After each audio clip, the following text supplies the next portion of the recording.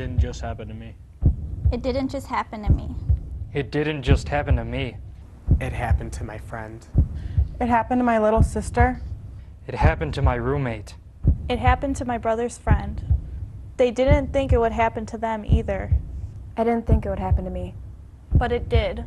It happened because of my decision to drink. It happened because of their decision to drink. And it can happen to you too. Some teens would say drinking is no big deal, but these teens and adults learn the hard way. This could be you. I used to get good grades in school and be involved in sports. When I met some new friends and started drinking with them, I thought I was just having fun. I always wanted to go to college, but when I applied, I couldn't get in because my grades went down when I started partying more and studying less. Now my life is on hold until I can get my grades back up. I might never be able to get the career I want if I can't get the college degree I need. I didn't know that having a little fun could affect my future like this. If I hadn't started partying, I'd be in college right now and on my way to a successful career. When I started drinking for fun with my friends in college, I knew there was no way I would become an alcoholic. I had complete control over my drinking, and I drank responsibly. I never puked, and I would never drink and drive. Drinking was just for fun. Of course, we could have fun without drinking too, but not as much fun. Drinking is just what college students do. When I graduated and started my career, it was great to unwind with a few drinks and some friends after work. We didn't even do it every day. It was just to relax on those really stressful days. People would say I drank too much, but I never got wasted, and I didn't drink all the time, just to relax and have fun.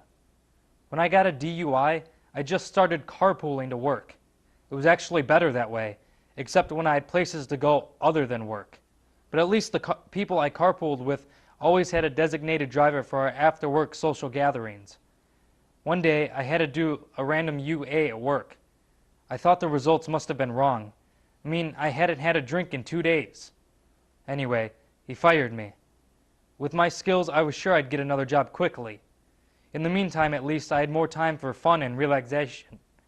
That was 2 years ago. I didn't think so at the time, but when I look back, having fun and relaxing were always more important to me than anything else. It just took over my life. I am an alcoholic. If I could do it all over again, I'd do it without the partying. That's what started it all. I'd seen the drunk driving videos. I knew that it would never happen to me.